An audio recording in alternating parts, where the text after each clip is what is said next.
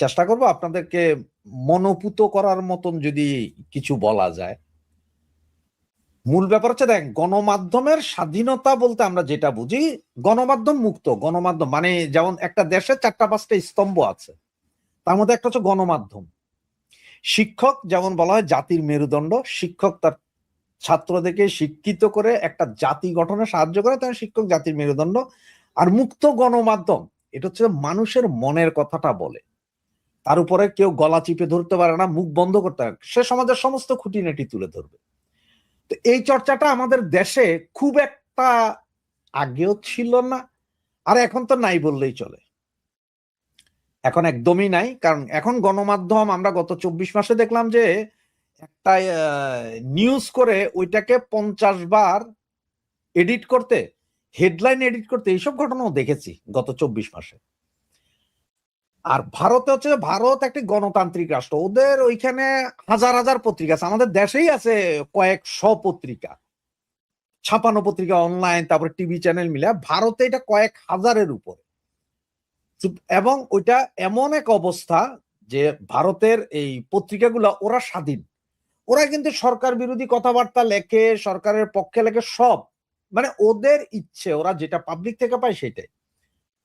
কালকের যে প্রোগ্রামটা, যেটা ফরেন্স ক্লাব, সাংবাদিকদের ফরেন্স ক্লাব, এটা এশিয়ান ফরেন্স ক্লাব। তার মানে এখানে বাংলাদেশ আছে, পাকিস্তান আছে, ভারত আছে, মায়ানমার আছে, এশিয়ার সব, এবং সাউথ এশিয়ার সবগুলো কিন্তু আপনি যদি একটু লক্ষ্য করেন, একটু যদি লক্ষ্য করেন, কালকে দেখবেন যে এটা আসলে সাউথ এশিয়ান সংবাদ সম্মেলন হয় নাই, এটা হয়ে গেছে ওয়ার্ল্ড সাংবাদিকদের, মানে সারা পৃথিবীর সাংবাদিকদের। কারণ হচ্ছে যে শেখ হাসিনাকে স্প্যানিশ সংবাদ মাধ্যমের একজন জিজ্ঞেস করছে প্রশ্ন, সরাসরি, এটা লাইভেই দেখবেন, রয়টার্স এর জিজ্ঞেস করছে, বিবিসি থেকে জিজ্ঞেস করছে, মানে একটা হরিলুট কারবার চলছে গতকাল। এবং যতটুকু আমি বেশ কিছু সাংবাদিকরে কথা বলেছিলাম, তার মধ্যে একজন প্রখ্যাত সাংবাদিক, নর্থ ইস্ট নিউজের চন্দন নন্দী, ওনাকে যখন বললাম যে দাদা আপনি ভেতরে যাচ্ছেন কিনা, মানে ভেতরে গেলে উনি লাইভ করবে, আমি ওটা নিব, তখন উনি বলল যে রাশেদ ভাই আমি তো ভেতরে যাওয়ার চান্সই পাইনি। তাইলে বলেন কি, আপনাকে ঘর ধরে বাইর করে দিচ্ছেন নাকি, শয়তানি করে বললাম। তখন উনি বলে যে ভাই এটা আমার বোকামি হইছে, আমি প্রথমে যখন দাওয়াত পাইছি ওই সময় আমি রেজিস্ট্রেশন করার জন্য একবার ঢুকলাম, ঢুকে দেখলাম যে না, ওপেন রেজিস্ট্রেশন, ওপেন, খুব সুন্দর, সব করা যায়। আমি মনে করলাম যে 24 ঘন্টা 2 দিন পরে করব, কত আর লোক হবে, 350 সিট ক্যাপাসিটি ওই ইয়েতে। উনি মিটিং গেছে 5 তারিখ, উনি 3 তারিখ রাতের থেকে আর পারে না ঢুকতে। তখনই উনি আমার ফোন দিয়া বললেন যে ভাই তুমি কি জানো কাহিনী কি হয়েছে? আমি বলছি কি হয়েছে, বলে যে এরর দেখাইতেছে কেন। আমি ঢুকে দেখলাম আমার এখানে এরর দেখায় 404। তখন আমি বললাম আমি একটু যাই না দেখি। তখন আমি ফোন দিলাম আরেকজনকে, যেটা আপনার এই আপনার প্রেস, যারা প্রোগ্রামটা করছে তাদের গভর্নিং বডির একজন, আয়নজিৎ সেন, ডক্টর আয়নজিৎ সেন, ওনাকে ফোন দিলাম। তখন উনি বলতেছে ভাই তোমাদেরকে তো আমি আরো 5 দিন আগে পাঠাইয়া দিছিলাম, এখন তোমরা এসে আজকে রাতে আমার ফোন দিতেছ, কালকের দিন পরশু দিন প্রোগ্রাম, 404 দেখাবে না? আমাদের ক্যাপাসিটি হচ্ছে যে 350 জন, তার মধ্যে ধরো 300 জন যদি সাংবাদিক থাকে, বাকি আরো আমাদের বডির লোকজন আছে না, ওদের স্পেস আছে, সব মিলে অলরেডি 305 জন বুক, এখন আর জিরো। 3,500 অলরেডি আমরা ইমেল রিসিভ করছি, তারা ঢুকতে চাচ্ছে, কিন্তু কাউকে দেওয়া সম্ভব হচ্ছে না। হইলো ভাই, কাহিনী হইলো, তার মানে কেউ ঢুকতে পারলো না। এখন দেখেন এই ইয়েটাকে, এটার উপর তো সরকারের কোনো হাত নাই, ইন্ডিয়ান গভর্নমেন্টের কোনো হাত নাই, এটা ইন্ডিয়ান প্রেস ক্লাব বা ইন্ডিয়ান অমুক তমুক, এরা কেউ ইয়েতে যাচ্ছে, তারা কিভাবে, তারা তো মুখ বন্ধ করবে না। আপনি একটা জিনিস চিন্তা করেন যে এই যে যন্তর মন্তরের এই মিছিল মিটিং, মোদিরে ল্যাংটা করে ফেলা, বিচ্ছিরি ভাষা উচ্চারণ করা, সেটাও তো গভর্নমেন্ট বন্ধ করে নাই। জনগণের দাবিতে আপনার শিক্ষামন্ত্রী পদত্যাগ হয়েছে, জনগণের দাবিতে 20 জন ছাত্র যারা আত্মহত্যা করছিল তাদেরকে 1 কোটি টাকা করে দেওয়া হয়েছে, জনগণের দাবিতে ছাত্রদের বিরুদ্ধে যেসব মামলা ছিল ওগুলো সব তুলে নেওয়া হচ্ছে। এবং আপনি যদি এখন মিডিয়াতে দেখেন যে অনেক ছাত্রছাত্রীর বাবা মায়ের ভিডিও চলে আসছে, বাবা মা তাদের ছেলে মেয়েদের মারতেছে যে তুমি তো শিক্ষা গ্রহণ করতে গেছো, তুমি তো স্টুডেন্ট, তুমি যাইয়া ওখানে এইসব বিচ্ছিরি শব্দ উচ্চারণ করছো কোত্থেকে, তুমি তো আমাদের নাক কাটায় বেছো, তুমি সরকার প্রধানকে গালি দিছো সেটা ব্যাপার না, কিন্তু তুমি বিচ্ছিরি শব্দ। এগুলো উচ্চারণ করছে করতে। এ হচ্ছে যে সিচুয়েশন। কিন্তু ওইখানে কি আপনি কি দেখছিলেন কোনো কাটিং করতে বা সরকার পত্রিকা বা মিডিয়াকে চাপ দিতে যে এগুলো বলা যাবে না? বলে নাই। সরকার বিরুদ্ধে অনেক প্রচারণা চলে, মিডিয়াকে চাপ দেয় না ভারত গভর্নমেন্ট। ঠিক ভারত গভর্নমেন্টও সেই কথাটা বলছে যে এইখানে আমাদের কোনো হাত নাই, এটা সরকার নির্ধারণ করে নাই। Press wings, press media, diplomat উইংসরা করছে, সেখানে আমরা কিভাবে এটা বন্ধ করব? চুক্তিগত ব্যাপার। এটা একদম 100% রাশেদ হায়দার ভাই, ওইখানে আপনি যেটা বললেন যে ওটা শুধু সাউথ এশিয়ার মধ্যে সীমাবদ্ধ ছিল না, ওটা সারা তাবৎ পৃথিবীর সকল মিডিয়া সেখানে চলে আসছে। দিল্লি মূলত সাউথ এশিয়া না সারা পৃথিবীর একটা কি বলে মিডিয়ার হাব, সংবাদ মিডিয়ার হাব, বিশাল একটা হাব সেটা দিল্লি। তো এই দিল্লির সেখানে এই যে সিএনএন আসলো, রয়টার্স আসলো, কি বলে ডয়েচে ভেলে আসলো, বিবিসি আসলো, আরো আরো পৃথিবীর বিখ্যাত বিখ্যাত সব চ্যানেলগুলো সেখানে অলরেডি চলে আসছে। ভারত সরকার নিজের দেশীয় কোনো মাধ্যম হলে হয়তো চুপি চুপি কাউকে রিকোয়েস্ট করতেও পারতো, বাট এই যে বিদেশি যেই মাধ্যমগুলো সেগুলোকে তারা যদি নিষেধ করতো, সেখানে যেও না, কিংবা এই প্রোগ্রামটা ক্যান্সেল করার জন্য সরকার আন্ডারগ্রাউন্ডে প্রেসার করত, তাহলে ভারতের ভাবমূর্তি কি বিশ্বব্যাপী কোন পর্যায়ে গিয়ে দাঁড়াতো? রাশেদ হায়দার। মাসুদ ভাই, আপনি কি মনে করেন যে বাংলাদেশ সরকার যখন প্রেসার ক্রিয়েট করছে, 3 দিন আগে থেকে দিল্লিস্থ বাংলাদেশ দূতাবাস থেকে সরকারের বিভিন্ন পর্যায়ে চিঠিপত্র চালাচালি করছে এবং প্রায় 270 জন সাংবাদিকের কাছে আমাদের বাংলাদেশ এম্বাসি চিঠি দিছে যাতে এই প্রোগ্রামে না যায় এবং এই প্রোগ্রামটা না হওয়ার প্রতিবাদ জানায়, কারণ তারা দেখাইছে যে শেখ হাসিনা একজন পলাতক সন্ত্রাসীর মতো দেখায় আলাপ করছে। কোন মিডিয়া সেটা নেয় নাই হাতে। এখন এবং সর্বশেষ একটা চাপ দিছিল ভারত সরকারকে যে যদি এই মিটিং হতে হয় তাইলে তারেক রহমান ওনার দেশের ব্রিক্স সম্মেলনে যোগ দিবে না এবং সম্পর্ক খারাপ হবে। আপনার কি মনে হয় না যে ভারত সরকার সামান্য হলো চিন্তা করছিল যে এটা একটু বন্ধ করা যায় কিনা দেখি? হয়তো চিন্তা করছে, কিন্তু পরবর্তীতে কেন করে না জানেন? সরকার চিন্তা করছে কে ফোন করবে। ধরেন মাসুদ সাহেব ফোন করলো রাশেদ সাহেবের যে রাশেদ সাহেব এরকম বক্তব্য দিয়েন না বা এই প্রোগ্রামে যাইয়েন না। রাশেদ সাহেব যে সাংবাদিক সম্মেলনটাকে কইব না যে আমারে স্যার মানা করছে যাইতে না, আমার দেশের সরকার মানা করতেছে, আমি ভাই যাইতে পারবো না, ইজ্জত তো শেষ তখন। সুতরাং ভারত সরকারের মাথায় এটাও চিন্তা ছিল, কারণ এটা ফরেন্স নিউজ পেপার আলাদের একটা সংগঠন, এটার একটা অফিস ভারতে, এটা আপনি নিজেই বললেন যে ভারতে হাব, এটা সাংবাদিকদের একটা হাব। মুক্ত গণতন্ত্রের চর্চা, মুক্ত সাংবাদিকতার চর্চা ভারতে হয়। সেই দেশের সরকার যদি কিছু বলে সেইটা পরদিন তো ফলাও করে পত্রিকায় আসবে, এরপর তো আবার শুরু হয়ে যাবে যন্তর মন্তরে আন্দোলন। আবার তো ধরেন বাংলাদেশে শুরু হবে দিল্লি না ঢাকা, ঢাকা ঢাকা। সব বিষয় চিন্তা করতে হবে আপনারে যে বাংলাদেশ সরকার প্রচন্ড চাপ দিছে বা ইয়ে করছে। আসলে বাংলাদেশ সরকার এটা চাপ দিত না, এটা তো হচ্ছে যে একদম নোংরা একটা কাজ হয়েছে যেটা বাংলাদেশ সরকার করা উচিত হয় নাই। যে বাংলাদেশ সরকার যেটা করছে এটা উচিত হয় না, আরেক দেশের একটা জায়গায় একটা প্রোগ্রাম হবে সেটা। বাংলাদেশ সরকার, তুমি তোমার দেশে যখন এই যে সার্জিও গোর ভারতীয় অ্যাম্বাসেডারের সাথে যে দেখা করে 2 ঘন্টা কথা বলে, সেখানে তুমি সার্জিও গোরকে জিজ্ঞাসাবাদের জন্য তো নিয়ে যাইতে পারতা। প্রয়োজনে হ্যান্ডকাপ পরে সার্জিও গোরকে নিয়ে যাইতো, তোমার দেশে ছিল তো। কিরে বেটা, তুই আমার দেশে এসে আমার অনুমতি না নিয়ে করস কেমনে? ওইটা পাইলা না।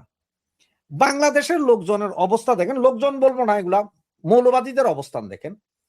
এই যে আপনার আমেরিকার একজন আছে না, সেনা কর্মকর্তা, নৌবাহিনীর সর্বোচ্চ কর্মকর্তা, যার উপর ইন্টারন্যাশনালি ব্লেম আছে যে টমাহক মিসাইল মাইরা 168 জন ইরানের বাচ্চা হত্যা করার, স্কুলের ভিতরে যে বোমা মাইরা দিছে, তার নির্দেশে, তার দেখানো পথে কই সে আইলো, তোমরা তো বাইতুল মোকাররমে একটা শিশু হত্যার জন্য মিছিল করতে পারলা না, এটা পাইলা না।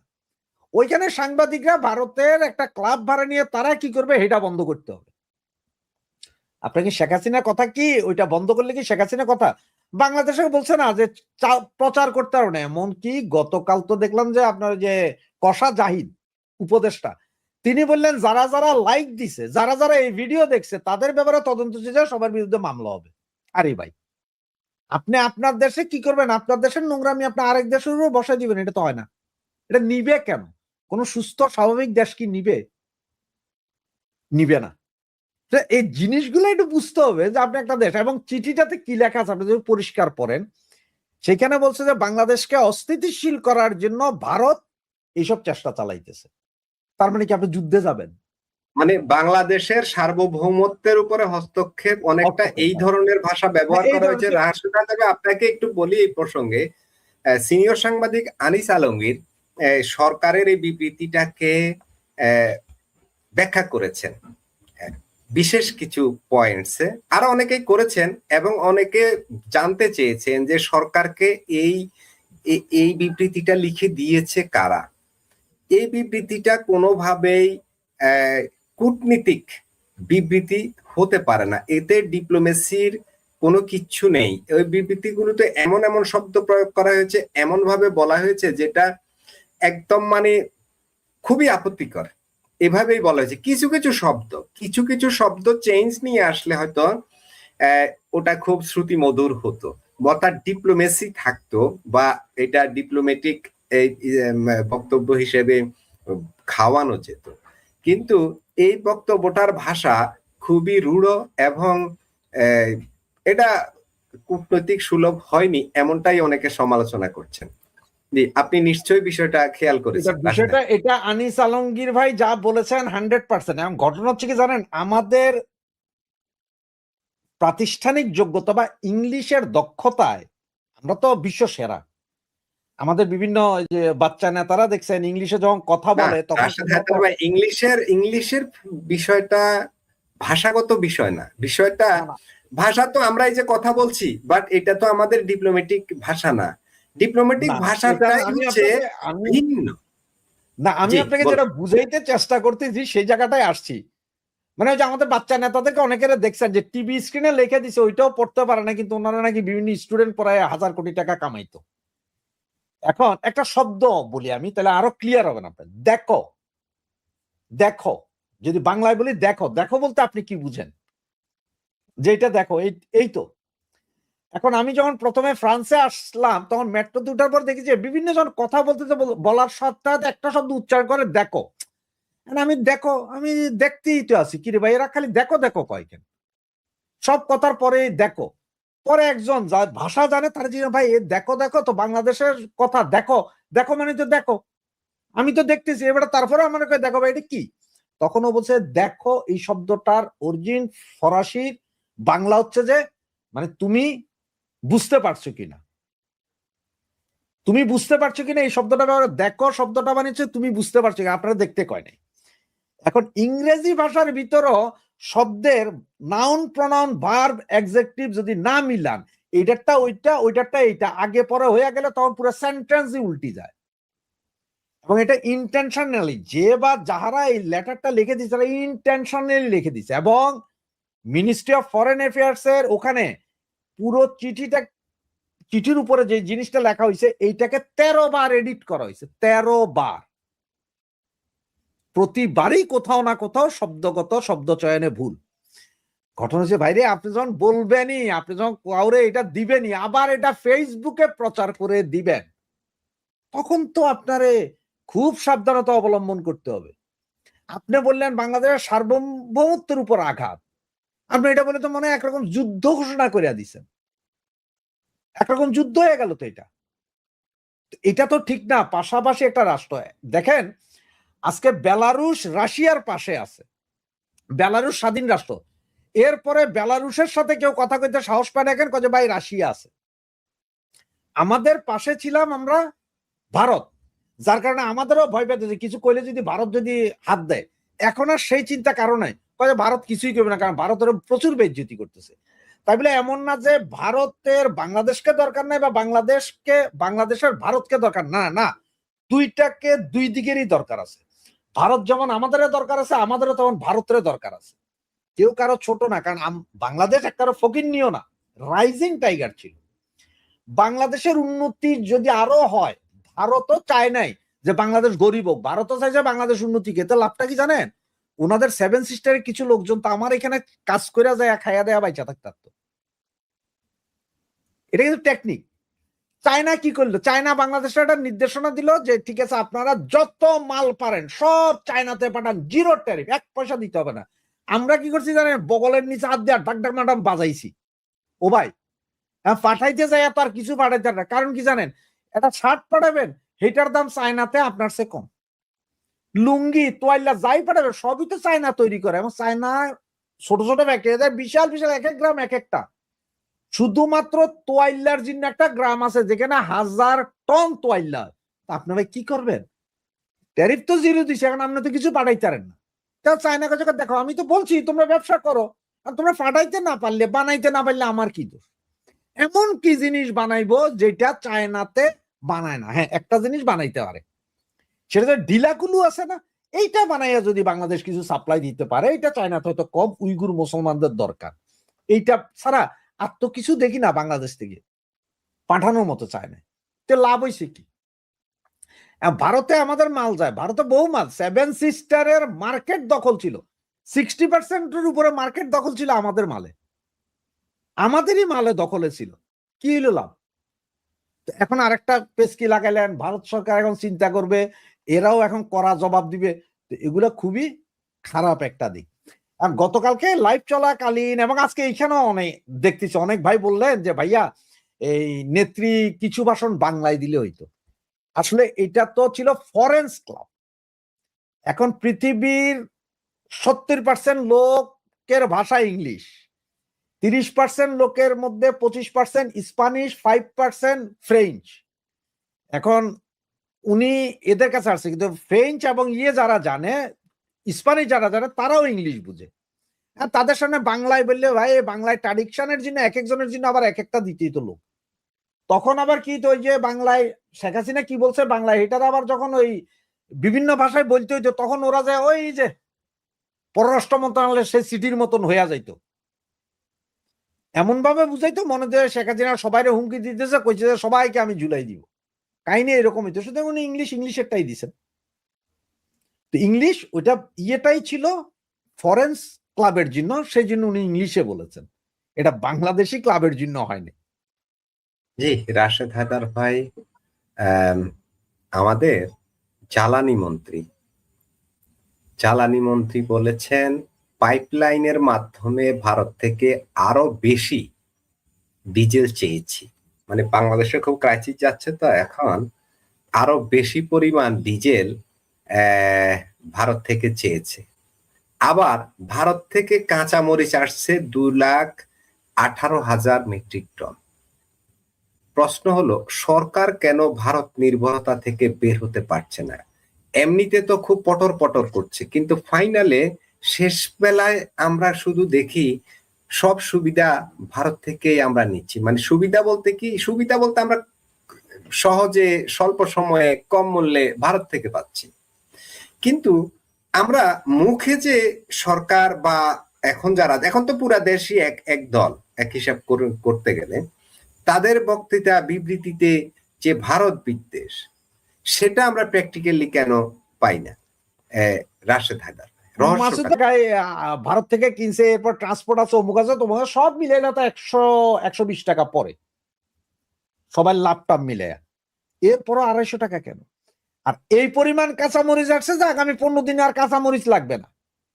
এই পরিমাণ কাঁচামরিচ তো কাঁচামাল, কাঁচামরিচ লাগছে এখন আনছো। চাউল আসছে কত হাজার মেট্রিক টন, চট্টগ্রাম বন্দরে ঢুকছে, ঢুকার পরে ওই চাউল সমস্ত কিছু করার পরে বলছে ওকে, গোডাউনে যাওয়ার পরে বলতেছে যে না, এই চাউল খারাপ, এই চাউল আমরা রাখবো না। আবার নাকি ফেরত পাঠাইছে, শুনলাম যে ওই চাউল ফেরত পাঠাইছে। তো ফেরত পাঠাইছে, নিয়ে গেছে, আগামীতে হয়তো আবার চাউল দিবে না, আগামীতে চাউল হয়তো দিবে না। যে তোমাদের দিয়া লাভ কি? তোমরা তো উল্টাপাল্টা কথা কও, তোমরা তো মান সম্মান খাইতে। আসলে কি চলতেছে কি চলে না এটা বুঝা এখন মানে টাফ হয়ে দাঁড়াইছে। এখন আপনি একবার কোন সার্বভৌমত্ব আঘাত, আবার তার কাছে যান যে ভাই আমার লবণ দেন, কাঁচামরিচ দেন, তেল দেন, এই চাউল দেন, ডিজেল না দিলে আমরা বাঁচুম না। একবার আপনার এই জ্বালানি মন্ত্রী বলে যে বিদ্যুতের লোডশেডিং হয়, কারণ হচ্ছে যে গ্যাসের অভাবে মানুষ চুলা জ্বালায়। আবার একবার এই জ্বালানি মন্ত্রী কয়েকদিন আগে বলছেন যে আসলে অতীতে বাংলাদেশ সরকার 17 বছর এই পাইপলাইন দিয়ে ভারতে জ্বালানি গ্যাস রপ্তানি করছিল।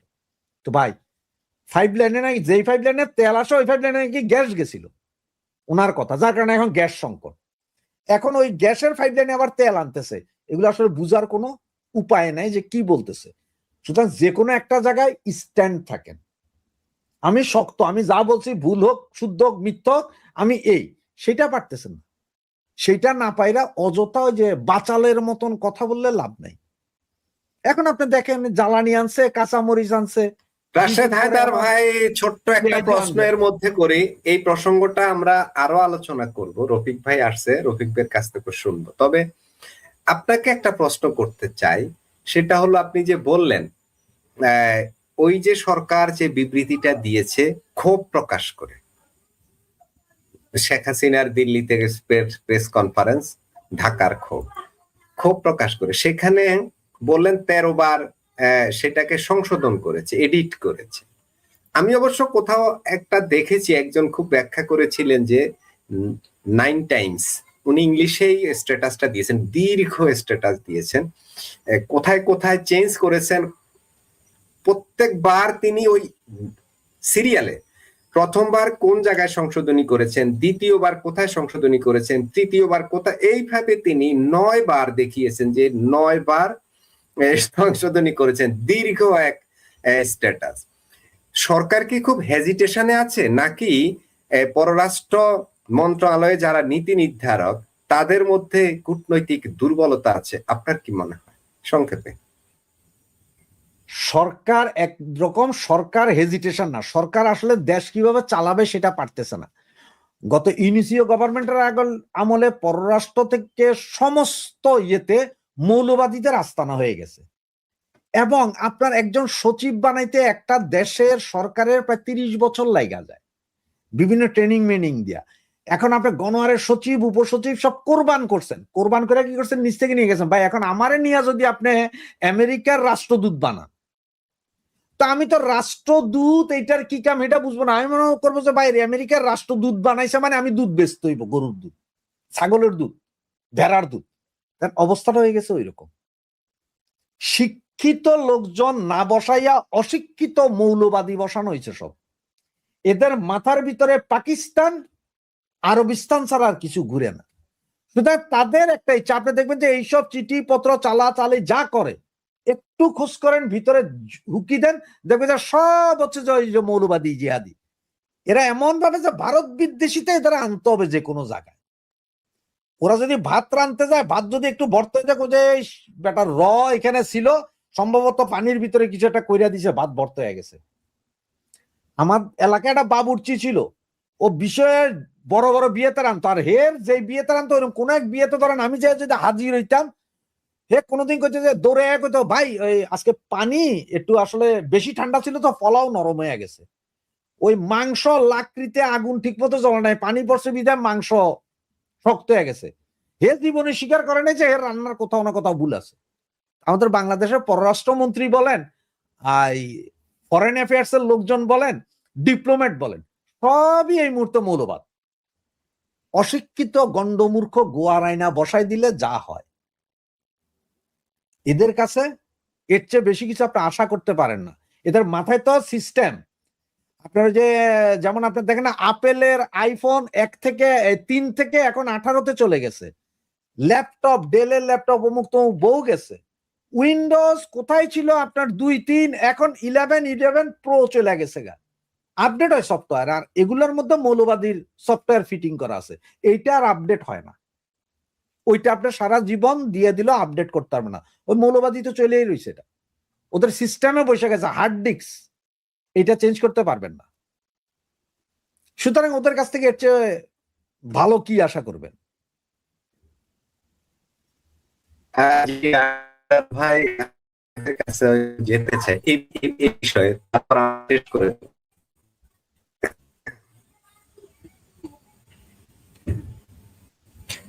রফিক ভাই আমাদের জ্বালানি মন্ত্রী, যে কথাটা বললেন যে পাইপলাইনের মাধ্যমে ভারত থেকে আরো বেশি ডিজেল চেয়েছি, মানে আগে যে পরিমাণ আসতো এটা আরো বেশি চেয়েছে, মানে বাংলাদেশে জ্বালানি সংকট তীব্র আকার ধারণ করছে।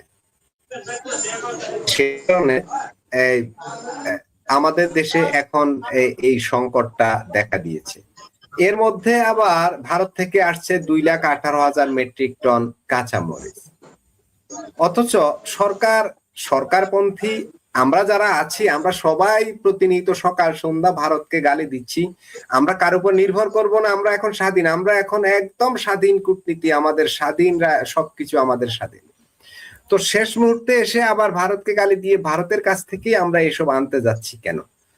রফিক ভাই, আপনার মানে সবচেয়ে বড় বড় মিডিয়া যারা আছে, বিবিসি বলেন, সিএনএন বলেন, সিবিসি বলেন, যা আছে, রয়টার্স বলেন, যারা বিখ্যাত যারা আপনার তাদের কাছে সাবেক প্রধানমন্ত্রী বক্তব্য জানাইছে যে দেশের কি অবস্থা, উনি কি চিন্তাধারা।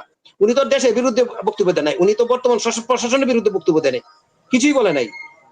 এটার জন্য দেখেন আপনি কত ধরনের করছে, এবং এটার জন্য সরকার ক্ষুব্ধ প্রতিক্রিয়া করছে। কি বলছে? সার্বভৌমত্ব লঙ্ঘন, দ্বিপাক্ষিক সম্পর্ক অবনতি হবে। সম্পর্ক অবনতি আজকে তো ভাই ওই যে তেলের কথাটা আসছে যে আজকে ভারতীয় হাইকমিশনের সাথে বয়কট, মানে রফিক ভাই যে বললেন, আমরা বলছি এই ক্ষুব্ধ প্রতিক্রিয়া দেখেছি, দ্বিপাক্ষিক সম্পর্কের অবনতি হবে, কন্ডিশন। আমরা কি হুমকি দিচ্ছি ওদেরকে? এটা কি হুমকি না? শুনেন, আপনি আছেন, আপনি ওই বিড়াল আছে না, বিড়াল আর বাঘ আছে না, বাঘ যদি সামনে যায় বিড়াল দেখেন কি করে, খেলবো, কিন্তু বাঘ কিন্তু চুপচাপ থাকে, কিন্তু বাঘ জানে যে আমি তো লাত্তি মারি তাই মরে যাবো গা। আসলে বিড়াল একটু লাফালাফি একটু বেশি করে। আমি এটা আমার দেশকে মানে ছোট করবো না, আমার দেশকে ছোট করার জন্য, কিন্তু এই ধরনের বক্তব্য এরকম আসে, উদাহরণটা কিন্তু এরকম হয়। শেখ হাসিনা যদি ওই ভারত থেকে বক্তব্য দেয়, তাহলে কি উনি কি দেশে প্রধানমন্ত্রী হয়ে গেছে গা? ভারতীয় দেশে একজন ক্ষতি করছে, বা দেশে কি আপনার বলছে জনগণকে যে আপনারা করেন, আবার সরকারের বিরুদ্ধে করেন, ঝাঁপায় পড়েন? এইগুলি তো আসলে না। আচ্ছা, সুতরাং ওইগুলি আসলে বলা আসলে আমি করি না, ব্যাপারটা এরকম। সুতরাং ওই যে কূটনৈতিক ভাষাটা আপনি হুট করিয়া আপনার সাথে আমার একটু মতবিরোধ হয়েছে, তাই বলে আপনি আবার বলছেন আপনি বিয়ে করে দিবেন লাত্তি দিয়া, ওই ধরনের স্বভাব ছাড়তে হবে। এখন আপনি চিন্তা করতে হবে যে রফিক ভাইয়ের আসলে আমার দরকার আছে কিনা। এখন আপনি এই মুহূর্তে মনে করছেন যে দরকার নাই, দেওয়ার বাদ, রাশেদ বাদ, আমার দরকার নাই, এরকম বহুত গেস্ট আমার আছে, করতে পারে। কিন্তু পরে আবার চিন্তা করতে হবে যে আসলে রাশেদ আর রফিক এই গেস্টটা আমার দরকার আছে কিনা, সেটাকে চিন্তা করতে হবে। মানে সব সারা বিশ্বেই এটাই তো কূটনীতিক, এইটাই তো।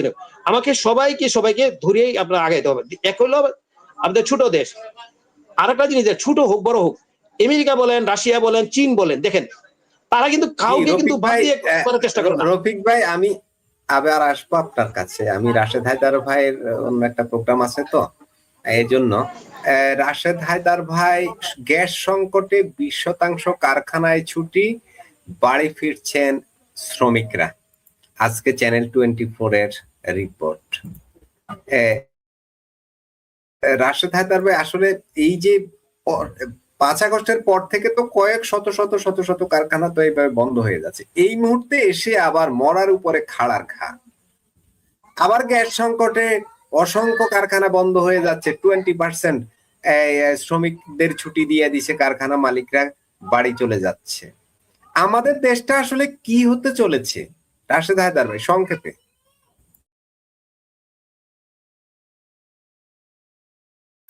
আপনি মিউট আছেন।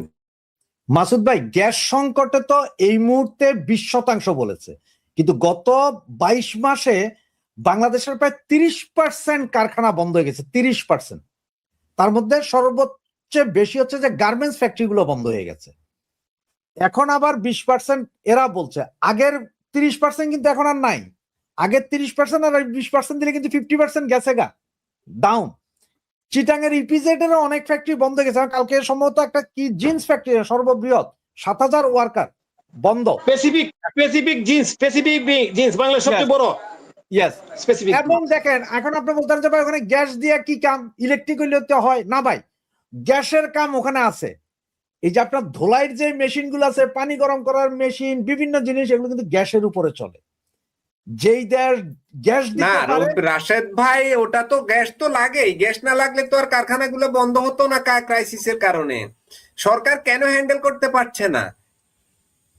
সরকার হ্যান্ডেল করতে পারছে না কেন দেখেন, এখন এই যে আবাসিক গ্যাস এবং এইখানকার গ্যাস উত্তোলন, সবকিছু উত্তোলন এবং বিপণনের মধ্যে যাইয়া ব্যাপক ফারাক দেখা দিছে। তারা যা উত্তোলন করতে পারে বিপণনে যাইয়া ওইটা মিস ইউজ করে ফেলতেছেন।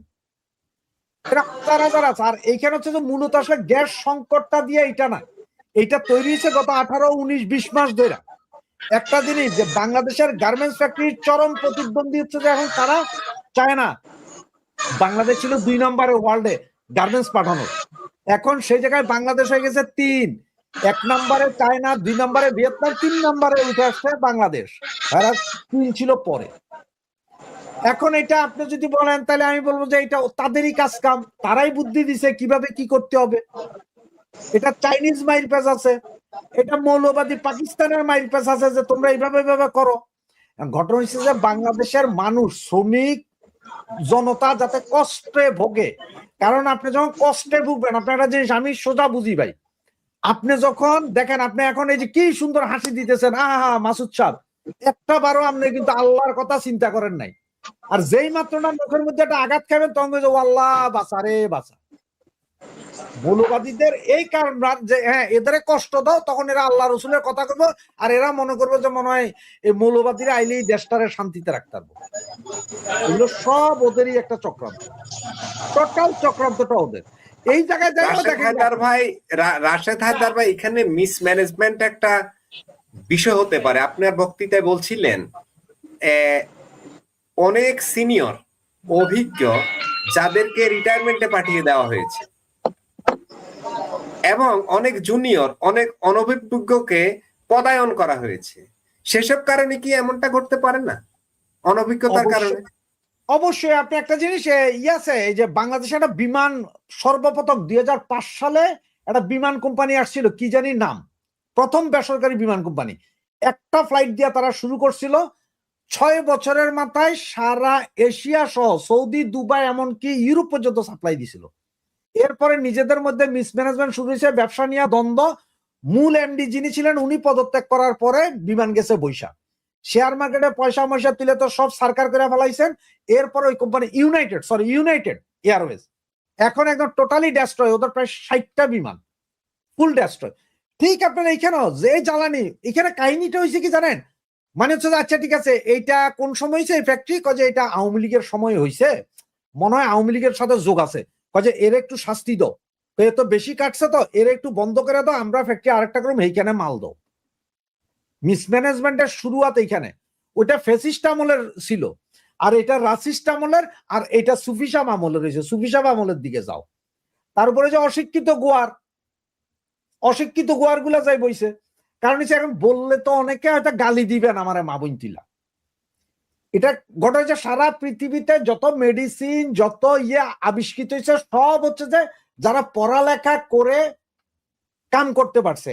আমার এইখানে এই যে আমি ইংল্যান্ডে আছি, ফ্রান্সে আছি, ইউরোপের বিভিন্ন দেশে কি দেখছি জানেন, ইমাম সাহেব যারা আছেন 5 ওয়াক্ত নামাজ পড়ায়, ওনারা হয়তো কোনো হোটেলে, কোনো রেস্টুরেন্টে বা কোনো দোকানে কাজ করেন, ঠিক নামাজের আগে আইসা ওনারা জামার উপর দিয়ে জুব্বা পরে ওনারা নামাজটা পড়ায় চলে যায়। ভালো ভালো ওয়াজ করতেছে, সব কিন্তু নিজেরা কাজ করতেছে। কিন্তু আমাদের দেশের সিস্টেম হয়ে গেছে, আমরা যে কোরআনে হাফেজ তৈরি করছি, কিন্তু একজন হাফেজকে যে এই হাফেজি ছাড়া অন্য কিছু করতে পারবে সেই সক্ষমতা রাখি নেই।